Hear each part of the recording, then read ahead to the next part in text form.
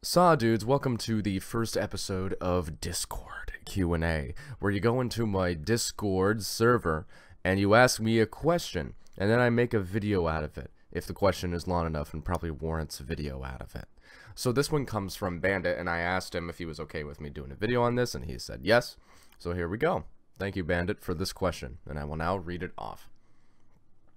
At Gregor, how do you particularly feel about the fact that Yacht was taken out of the map pool?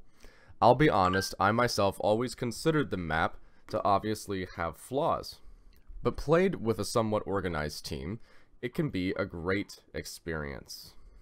The tight corners and immediate drops into hallways and rooms make for a great CQC experience. But I have heard people say numerous times that it should have been taken out even earlier due to the amount of peeking done in the midst of a game on T-side. But UB removed it from the pool, I believe, after the Jaeger Bandit ACOG nerf.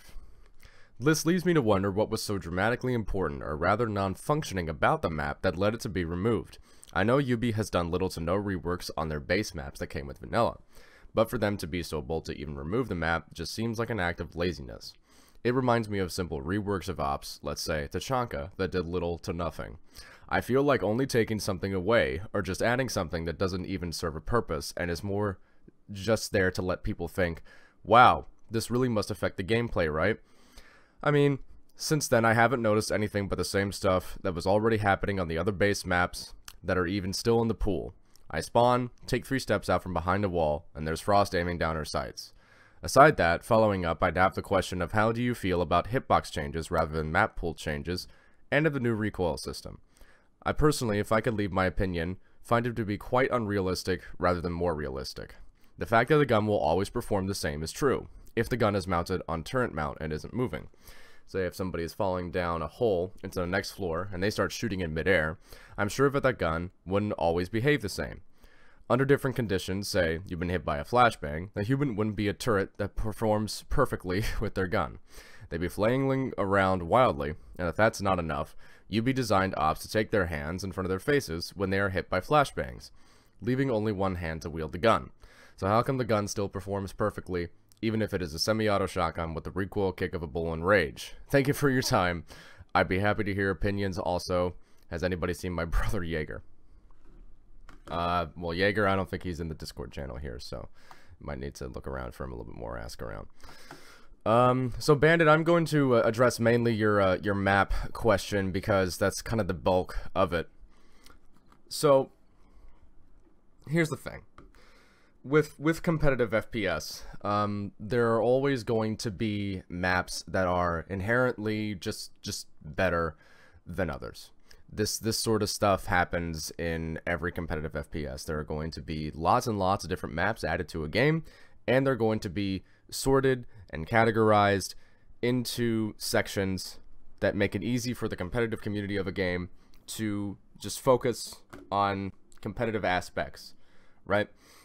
The competitive community of a game, like what's going on right now with ESL, and how the ranked playlist in Siege only has maps that are used in the ESL rotation. In a competitive community, you want the least amount of variables involved in a system. And so a map that is very heavily based on RNG, that is very heavily based on, it is biased towards a particular faction, like biased towards defenders, biased towards attackers, etc. Those are maps that contain a lot of variables that you don't want in a competitive experience. And so with the situation with Yacht, I don't think that it's necessarily a lazy decision for them to remove Yacht from the game, because I think that in order for a map to be properly adjusted and reworked, it needs to be removed from the game.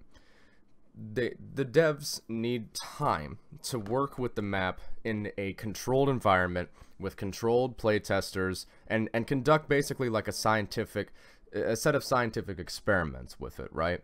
If the map is still available to the public eye and it's still available to public play, then it's going to skew the reception that it gets later on down the line, right?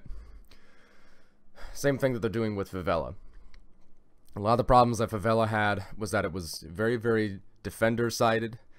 There was too much, there were too many avenues for people to shoot out at attackers from inside the building. Yacht wasn't particularly well balanced either. So obviously not every map in the game warrants a rework, right? Like there are some maps in the game that are just fine in like a casual playlist setting, like plain, like house, that at their core it's very difficult for you to rework them, because there's just not a lot of there's a really fine line that you have to that you have to balance in terms of map design. And like a map can be trash and warrant a rework, but if a map is just okay but not necessarily up to competitive snuff, then, you know, maybe not remove it entirely from the game, right? Like it's still a fun map. Like I really like Plane. I understand that it's probably not a really good competitive map though, and I understand why it's in the casual playlist. Bartlett, however, you know, if we're talking about examples of maps that definitely don't belong in a competitive playlist, I do find it kind of funny that Yacht and Favela were the maps to be removed, when Bartlett was like universally considered to be one of the worst maps in terms of defender bias, right? But obviously certain maps are going to be easier to deconstruct and put back together than others. And so I'm not working at Ubisoft. I am not a map designer at Ubisoft, and I'm just going to let the people at Ubisoft decide how to do this. And then they'll put it out on the TTS, and then I'll play it, and then I'll see what I think. And then the pros will play it, and the pros will say what they think, and their opinion is probably much more informed and logically laid out than mine. So I do understand why some people would say that Ubisoft is being lazy and just like implementing kind of half-assed changes to things, and that criticism is warranted because they have done that in the past, like you mentioned with the Tachanka thing.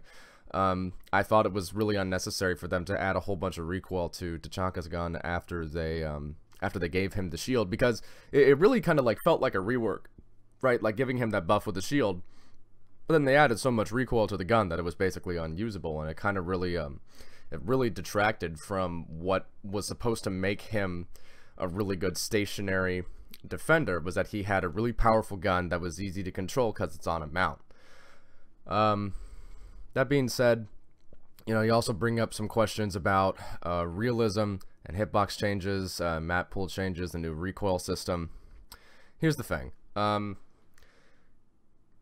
FPS games, the most successful FPS games in terms of like competitive communities and like ESL appeal, and that's definitely what Ubisoft is trying to do. They're trying to get this game hot. They're trying to get it to, you know, be like the big competitive FPS right now. The standard for competitive FPS is Counter-Strike. And when I say that Counter-Strike is the standard for competitive FPS, I'm not just saying that because it's like, oh, it's just this perfectly well-balanced game and everything about it just is just amazing. It's fucking 10 out of 10 genius. You require a certain level of IQ to play Counter-Strike. No, that's not what I'm saying at all. Because the game still has like a lot of it still has like some balance issues, right? Any game does.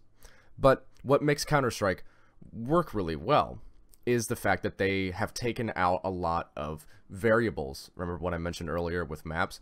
Well, recoil systems and RNG-based recoil systems are a variable. And since Counter-Strike pretty much has the competitive FPS market right now, their recoil system, where it has a fixed pattern that is memorizable, that is a skill. That is a skill-based thing. A player can practice and practice and practice enough to the point where they can memorize a recoil pattern and then execute that recoil pattern every time they fire their gun. And in a gunfight, people who know that and have practiced it and are able to get consistent shots, and people who don't are separated. And you separate two different kinds of players. You separate a skilled player and an unskilled player. And that's really all there is to it. When you have two players going against each other and they're both affected by gun RNG, anyone can win that fight. This sort of thing happened in Halo Reach when they implemented a kind of a variable recoil system called reticule bloom, where obviously if you ever played Halo, one of the most important things to do in Halo when you're fighting is headshots. The meta was basically just totally centered around precision weapons and headshots and headshot multipliers. Well, when they introduced the DMR to the game in Halo Reach, they moved from a fixed system where wherever you aimed, the bullets went, to a system where the reticule kind of like bloomed outwards the more you fired, to sort of like simulate recoil, right? Like you had to like the idea was you had to pace your shots in order to get a consistent, you know, grouping every single time to actually the bullet would go where you aim the gun. But the problem with it was that there were so many situations where you could literally just spam fire against somebody who was controlling their gun and who was pacing their shots, and the person who was spam firing could still win the engagement if RNG got lucky for them. And so the meta was actually not really to control your shots, it was really just to like spam fire the trigger, which is dumb, because that's not competitive, that's not skill based. So there are going to be a lot of things in a game like Siege that aren't going to be inherently realistic just for the sake of good gameplay. Like chess isn't exactly a realistic depiction of a battlefield in medieval times, right? But it's still considered a very, very good game by many, and it's considered to be arguably the best you know, critical thinking strategy game of all time. So, you know, it might seem obvious, but there are certain things here and there, like how flashbangs work in an FPS like this, that may seem a little bit strange. But when you're not making a military simulator, there are certain liberties that you have to take for the sake of the gameplay and for the sake of competitiveness, and that's just kind of it. And that is all I really have to say to your question, Bandit. Thank you for submitting it in the Discord question and answer. If you have a question that you might want answered in a video on this channel, do go ahead and ask, and I will see you all next time.